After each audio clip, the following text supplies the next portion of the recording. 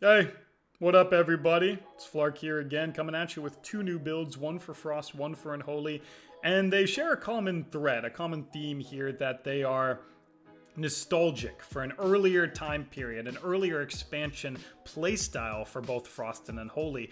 And I know a lot of people have been clamoring for the good old days of DK to come back. Well, with these new talent trees, you can kind of make that a reality. It's crazy how much customization you have and what you can prioritize. The Frost one is very Frost Strike, Howling Blast centric, which is a Warlords of Draenor dual wield Frost playstyle. And the Unholy one is like Rot, Disease Damage, Scourge Strike, D&D, like kind of like a mop WoD hybrid. And I know a lot of people are going to be very excited about that. I know I've already made a disease build, but well, just wait. You're going to see this really amps up the rot pressure. You're going to be baffled. In fact, a quick shout out. Biceps Pumps, if you've heard of him, he's a DK that primarily focuses or entirely focuses in PvE content.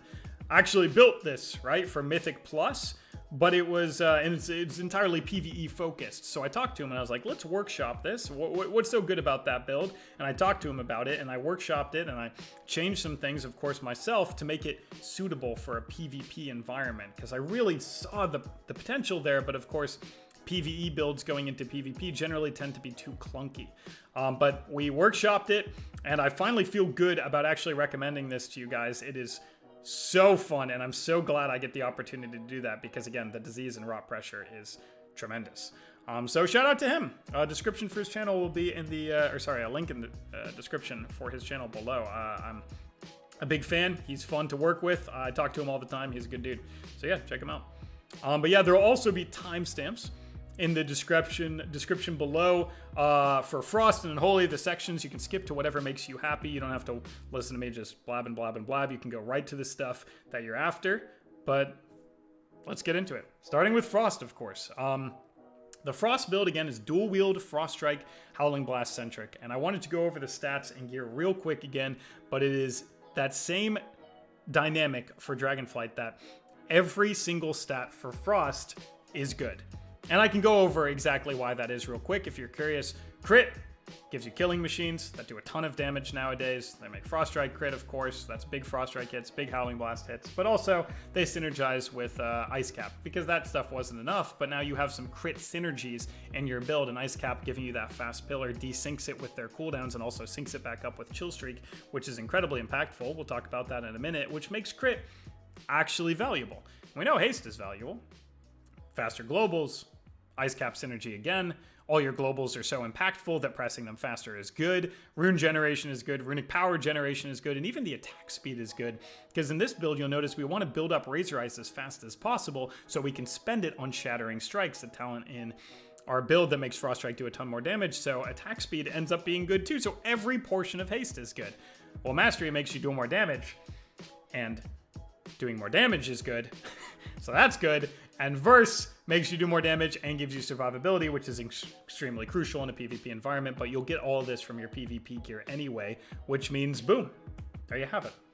Every stat is good, and I think that's going to be the case for Dragonflight Frost DK throughout the entire expansion, so get ready to make some mixed stats builds, and that's actually even good for swapping your gear over to PvE environment because now you're not like 40% DR to Verse and then nothing, anything else, right? Like Verse, Mastery, nothing else. You use all your stats, so your output is as high as possible in both PvP and PvE, so kind of fun there, just a little tidbit. But that's your gear. Every stat, just try and get a little mixture of everything. I don't have as much crit as I'd like, but that's because I didn't build any crit gear last expansion because it was poop, but now it's not poop. So legendaries, of course, just real quick, Unity and Sephuz. Sephuz, because Frost legendaries are pretty unimpactful right now, and this gives you every stats, 80 of every stat when you stun, and you stun in your go, and I already told you how every stat was good. So having more of every stat is good, and you have it during all your burst windows for 15 seconds. That's actually just great. Right, so Sephuz. And this is actually kind of cool. Just as a aside, everybody's losing their legendaries and covenants and stuff in Dragonflight, and one of the big things is losing those legendary synergies. But we don't have one to lose, so we're actually, Frost is just going to be just as good going into Dragonflight, if not better. So exciting for all the people who want to get hyped up over Frost DK. But yeah, anyway, finally, of course, just your weapons here. I told you it's a dual wield build. You're going to have one for Rune of Fallen Crusader and one for Rune of Razor Ice. And yeah, we're going to double stack Razor Ice in this build, and I'll show you why that's so good in the talent section. Finally, grab a badge because it'll help you get some crit that you probably don't have, and also because now you have on-demand damage, which is a really core point of Frost DK. So great.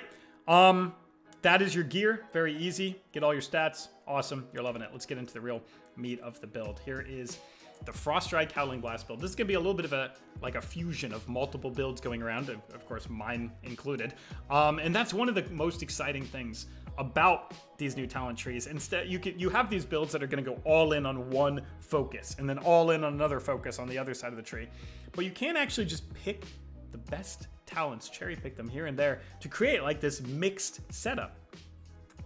And that's what this build does right here. So very, very fun how these talent trees were laid out. And now let me show you what I'm talking about with this build. Of course, we're going to eliminate the first 5. Of course, you're grabbing Rime Proc, Howling Blast, Frost Strike. Yeah. You always go these first 5. So let's take a look at the right side of the tree. You got Remorseless Winter, which is just an ability. Then you got the Rime Proc damage for Howling Blast. Rime Proc damage for Howling Blast. Then Howling Blast also, when Rime is procced, gives you another bit of damage from Avalanche and applies Razor Ice AoE, which is fantastic because of this, which is Shattering Blade. When you get 5 stacks of Razor Ice, your next Frost Strike consumes all of them, so it takes them off, but does a ton more damage.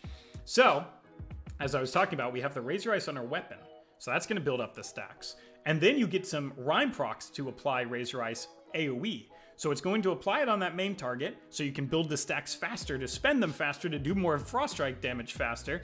But also, the off targets that you're not spending the Razor Ice stacks on will now take more frost damage in an AoE environment, which, like I said, you have a lot of AoE damage from Rime Procs, making your Howling Blast hit harder. So that's just awesome. More AoE damage, faster Shattering Blades, super fun. Here's another thing that generates AoE damage. Anytime you go down the right side of the road, you do want to grab Chill Streak.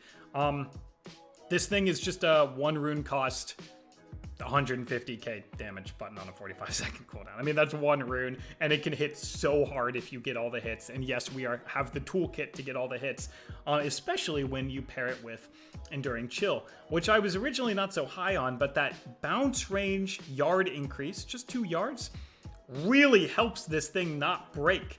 And with your A-Bomb limb constantly gripping them back in, if they get just out of range where it's going to break, but now it doesn't because of Enduring Chill, then the limb will pull them back in, and it will keep bouncing. And instead of, like, I was thinking about the 20% chance to increase the bounces, it's not that great, because getting all the bounces was hard anyway, but now it's easier to get all the bounces, and if you do happen to get all of them, especially in a battleground environment when there's so many targets to bounce off of, this thing hits for obscene amounts for just 1 rune cost. So yeah, Chill Streak, awesome AoE effects. So now we got these AoE effects from the Rime Proc, from the Chill Streak setup. Of course, we got Empower Rune Weapon because it's 15% haste, which is a great stat, and full rune generation. So it's just 1 talent for all that value. But now we change from some of the other builds in a way here. I grab Ice Cap. Ice Cap is just 1 talent point. And yes, okay, you don't have the obliteration synergy with it, but you still have some crit chance, as you saw from my stats. You could get even more than I do. And the cool thing about dual wield and Ice Cap synergy is that you have 2 hits for each Frost Strike and Obliterate that you press. And if either of them crit, you get value to Ice Cap. And that's just 1 talent. Now, Ice Cap, again, even when you're not built into it, will lower that cooldown from a minute to anything less than a minute, which will help desync it with the enemy defensives, but it'll also get it closer to Chill Streak. You're not desyncing it with your own cooldowns, you're actually syncing it back up with your own cooldowns. Pillar is generally 1 minute, but even a bad Ice Cap generally gets it to around 45 seconds. A good Ice Cap can get it all the way down to 30, but 45 seconds is perfect. Because now your Pillar and your Chill Streak work hand in hand, so not picking Ice Cap when it's just 1 talent for that much value is foolish, even when you're not fully built for it.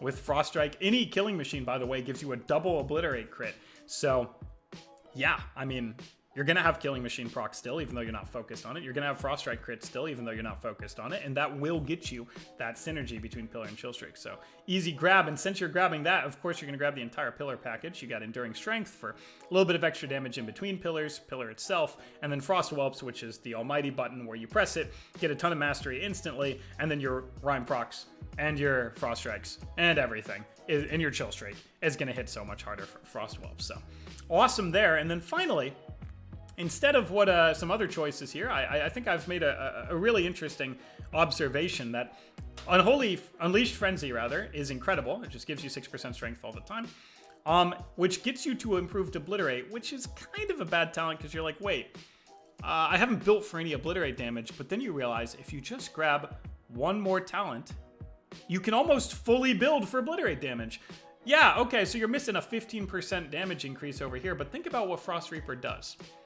If it does frost damage, now it scales with your mastery.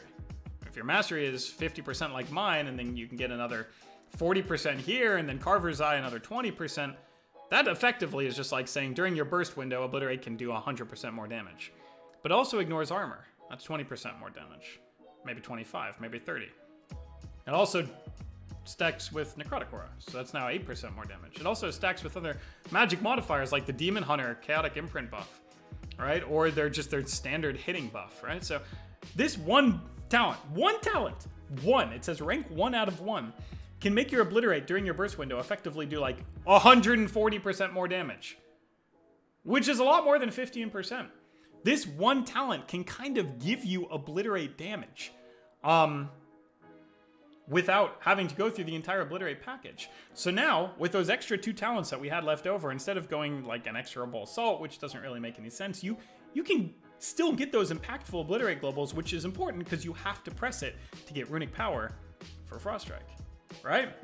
So now you have Howling Blast, Frost Strike, the Pillar package, and Obliterate damage, and you'll notice every global you press is actually really good. So let me go over to the dummies now. I'm going to have rotation guides coming out soon, so please stay tuned for those. I'm not going over the rotation here. I just want to hit the dummy and show you the breakdown so you can see what everything hits like. So if you want to look at the rotation, that's fine. But of course, that's not what this is for. So I'm waiting for Rhyme proc, spend, right? That's a big hit. There's a Killing Machine. Now the Killing Machine is going to hit hard. Now the Rhyme proc is going to hit hard. Now the Frost Strike is going to hit hard. Now the Obliterate's going to hit hard. Rhyme proc is going to hit hard, right? So we have all of these big back-to-back hits here. And now while we don't have anything, oh, look at that breakdown. Frost Strike, top damage. Howling Blast, second damage. Obliterate, 4th and 7th.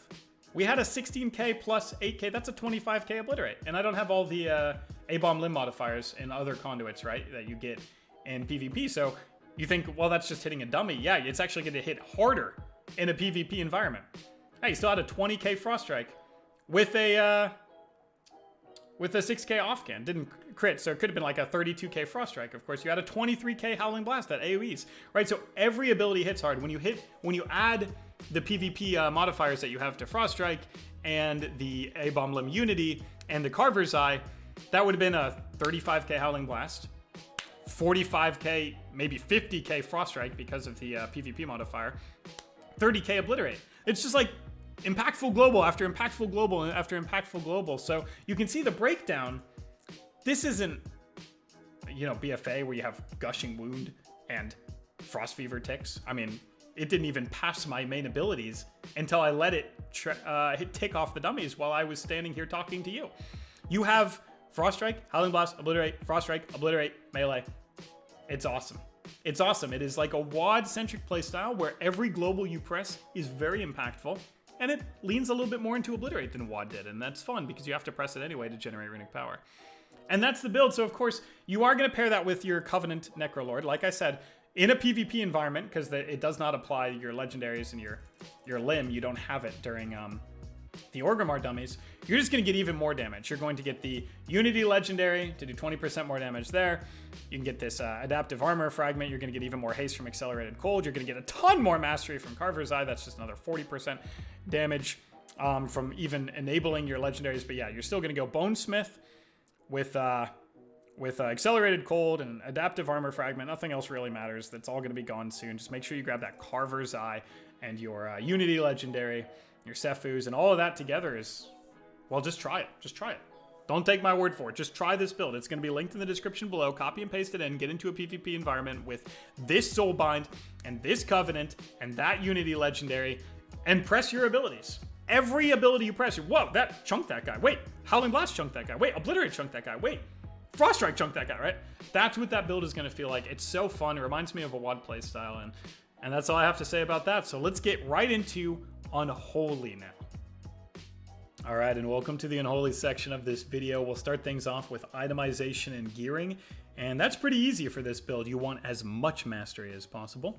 Then right underneath that is going to be versatility, and then not much of anything else. Why? It's a rot build. It's a disease build. You just want those diseases and that rot pressure to have the highest output possible, and nothing does that better than mastery and verse. Haste is still okay. You still have some impactful globals. Death Coil is still going to be hitting really hard, and you want to spam as much of those out with haste as possible. But, and I don't know if you knew this, diseases do not tick faster with haste. Like Unholy or Shadow Priest and Aflock dots, they tick faster with haste, so haste is incredibly valuable for their rot pressure. That's not the case with DK diseases, so that brings haste and crit down and mastery and verse way up. So that's what you want to build. Now, of course, you don't see that on the screen right now. I have a ton of haste, but that's because I've made 6 builds in like 2 weeks. So do as I say, not as I do. Grab some verse and mastery and you're going to be golden. And then the legendaries, we got the Unity, of course, but with a different Covenant effect. Oh God, spoiler alert. And it gets even worse. Instead of Frenzied Monstrosity, which is good, you can get the damage increase there, which is great for rot pressure, but you could go Death Certainty. Because your Death Coil does more damage, which I already said. Death Coil is a big part of this build, but also it reduces the remaining cooldown of Defile by 2 seconds. Yes, it's a Defile Night Fae D&D rot build. Oh my God, it is crazy. And now I've blown your mind, so we have to get into the talents. So let's, I mean, what? You get a weapon, two-handed weapon with Fallen Crusader, and you get a badge for crit because it's a little bit better than haste because you can on-demand strength when you have all your output going. You can just increase all your damage right there. But yeah, we need to get off of gear now because you guys are going crazy. You're like, wait a minute, Defile, Night Fae, what is going on? So let's talk about it real quick with the talents. Now, like I said, this is based on Biceps Pump's PvE guide, but I had to switch a lot around to make it more viable in a PvP environment, less clunky and more available. And I did that, so let's take a look at it. Super Strain. That's a disease package with morbidity. All your diseased enemies take more damage based on how many diseases, so of course you want an extra disease with Unholy Blight, and then all the disease modifiers with Plaguebringer, making it deal more damage as quickly as possible, right? And then Ebon Fever, get out of that for now. Ebon Fever, which is damage over time, half the duration, 15% more damage, right? So this is all the disease modifiers. You know this, I didn't even have to read it to you, you're smart people, but I did it anyway, there you go. Ebon Fever, Plaguebringer, Unholy Blight, all the disease package. That's the core focus of the rot. But then there's another core focus, and that's Defile. Like I said, Night Fae is Death's Due. And if you didn't play Shadowlands, Night Fae modifies D&D. Well, so does Defile, and so does Death's Echo, giving you an additional charge of your Covenant ability. We tried to make this all work all expansion long, and it never did, and it finally does now when the expansion is actually over. But yes, you get these D&D modifiers because your D&D hits insanely hard, then your Scourge Strike hits everybody insanely hard, and then you build up permanent strength increase and modifiers from Rampant Transference and from Naya Conduit to have tons of mastery and tons of strength, all permanently with your Covenant ability. So you have all of these modifiers that immediately impact your diseases, and now that we have the disease package, unlike in Shadowlands, that makes the rot pressure and the sustained disease rot so high. And yeah, now you're seeing it all come together. Of course, we still have some of the Death Coil package. We got the Sudden Doom and the Death Coil dealing more damage. Again, this is cleave and rot focus, so having it seek out an additional nearby enemy and hit harder is great, especially since it procs to range, so you can just be like a necromancer, disease, rotty boy. You got the APOC, so you can spend your wounds that you're going to get from infected claws and from bigger festering strikes, so you're barely going to press this, but having a nice APOC to get out those ghouls for even more rot pressure and for a 4-stack of necrotic wounds is just great in a PvP environment. You got the faster Dark Transform because he has shadow damage and he has sweeping claws, so he has AoE rot pressure that scales with your mastery. Incredible. You've got Army of the Dead for Raise A-Bomb because it applies all your diseases, which is great, and the diseases that your A-Bomb applies also applies to Super Strain diseases. Oh my God, so much compounding value.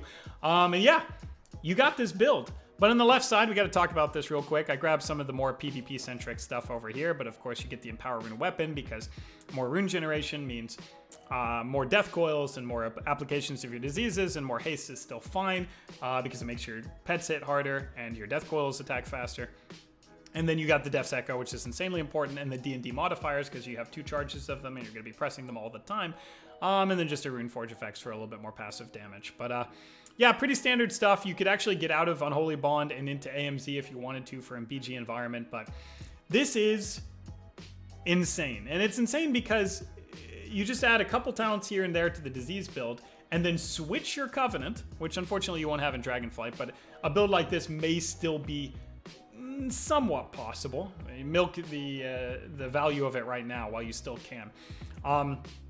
But Naya, this is crazy. Let's get into the Covenant. This is Night Fae Covenant again, gives you Death's Due, which is your D&D modifier, and then Naya gives you Mastery with Grove Invigoration, and then you can make your Death's Due deal more damage, which is your D&D, which is your Defile, which already cranks, and then you have your Plagues dealing more damage, which is your disease, and it increases the duration, which is great because then you don't have to reapply it as much. And then your Death Coil, we already talked about how good Death Coil was, so even more damage there. And then, yeah, just the Mastery and the Strength permanently. So let me show you what it looks like on the dummies, and you're going to be baffled because even without my Covenant, which is the primary focus, this build actually shreds. I'm going to show you the rotation, but then at the end of this video, I'm going to show you it in a PvP environment. So this, like I promised, I would talk about, this is a build for these scenarios. Battlegrounds. No doubt. It's so much cleave pressure, so much rot. Anytime you go to a team fight, you're going to feel like king of the world. So therefore, rated battlegrounds. Because they're just rated versions of random battlegrounds. But also, epic battlegrounds. I mean, then now you're going to feel not king of the world, king of the universe. I mean, you're just going to be pressing your abilities, and everybody around you is going to be rotting for unlimited. You're going to be at the top of every meter. People are going to be like, who is this guy? And how is he doing this, right? But even then, if you wanted to apply more to maybe a more competitive rated environment, it's actually really good with rock comps and 3s. Yeah, rock comps like Shadow Priest DK or Boomkin DK even, because they have all that Starfall damage and dot damage, or Aflock DK, or Demolock DK, or Ellie Shaman DK that has a ton of Flame Shock damage and instant cast.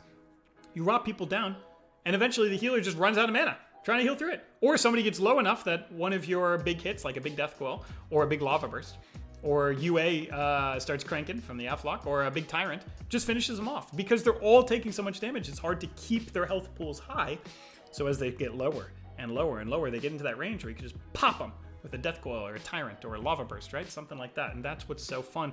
And you know what's great about that? 3s isn't for everybody, but now Solo Shuffle is 3s. So you have 2 forms of 3s you could bring this build into. And yeah, okay, so you're not going to get the exact comp you want, but your output is going to be insane, and people might struggle to heal through that with the immediate dampening that starts in Solo Shuffle. I know, I'm getting you excited right now. And then all forms of battlegrounds, rated battlegrounds, epic battlegrounds. That's what this build shines in. So take it into Solo Shuffle with the dampening, rot people to absolute disaster, or grab your own comp like Aflock DK or Shadow Priest DK and rot people that way. So much fun. So let me show you the build, and then at the very end of this, we'll have the gameplay clips. But again, you're just going to drop your Raise A-Bomb down. You're going to see all those diseases apply. Get the Unholy Blight, and then get that D&D down.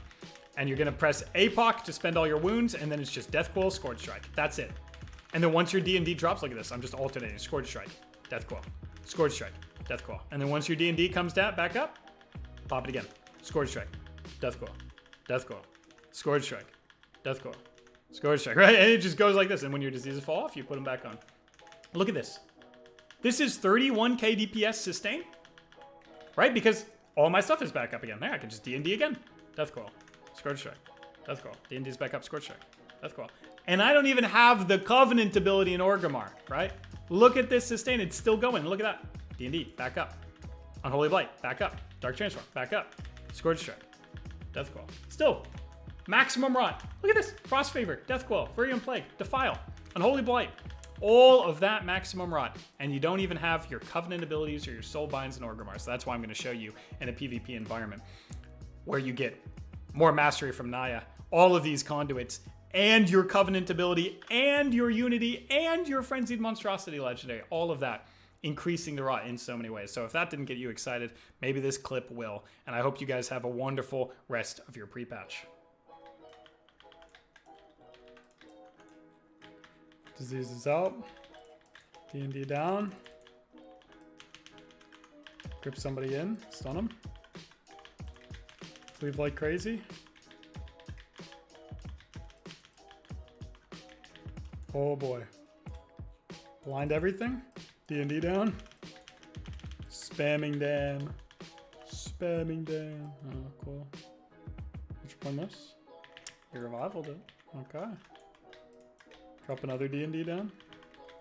Probably DA here as well. Got some damage out. It's ridiculous.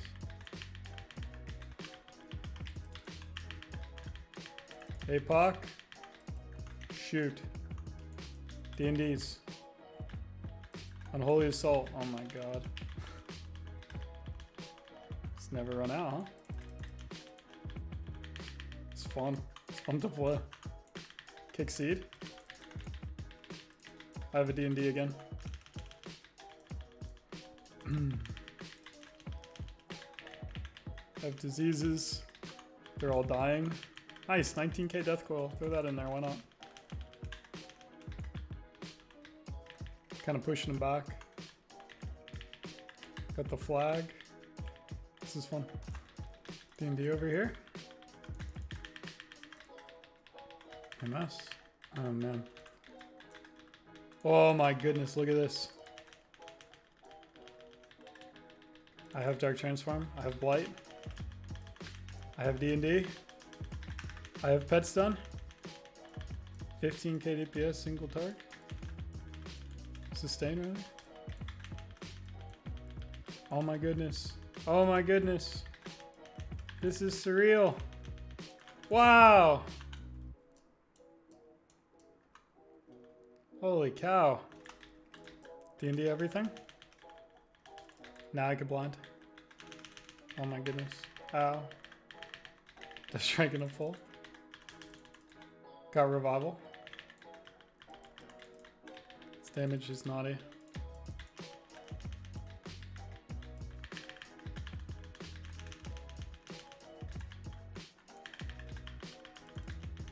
Oh my goodness, look at this. Kept him back. I really want to live, but I have a flag in my hands too. This is fun though. Well, it may say defeat, but that's pretty fun. YOLO RBGs though, what are you gonna do?